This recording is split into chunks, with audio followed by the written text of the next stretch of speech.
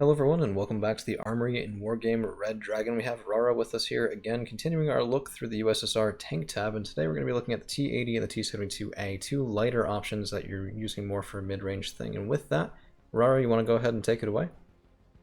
Yeah, so on paper it does look like the T80 is a much better choice than the T72A, but let's zoom out a little bit, if you will, and let's see what these tanks are going to be used for. So one thing is definitely infantry fire support. The next thing is also to kill enemy vehicles and IFVs, and maybe even fight enemy light tanks. So if we're talking about fighting enemy light tanks, the T80 of course will come out stronger.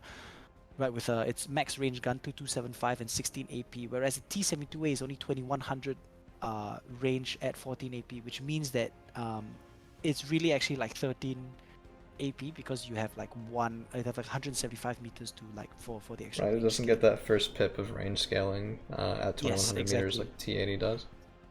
Right. So if you're talking about sinking in the decks, right, like the T72A would be a much better choice because the gun does not make a difference if you're killing IFVs and transports because you will not be engaging at max range. You'll be engaging a lot closer, and so the 14 to 16 AP is really going to be scaled up a lot higher.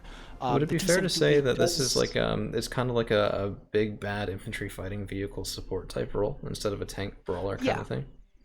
Yeah, exactly. Like I would not use this to fight other tanks. Like if you're in a close, really, really close quarters combat, like in the forest, in towns, there's small gaps. VDV-90 is what you want to kill enemy tanks, like a Merkava 2A, M1 Abrams, a K1.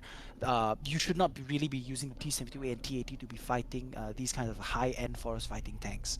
Right, these are to kill infantry and infantry fire support. I think the biggest plus point for the T-72A is the medium optics because you really never know when that extra inch of optics is gonna help. Like if the T72 is at the front and you're pushing the guy out of the zone, the T72A press the edge of the forest, it'll be able to see a lot more than the T80. And the T72A could start picking off like mortars, retreating AA pieces, and the T80 just won't be able to because the recon will be, I guess, trapped behind because it's like panicked and slow.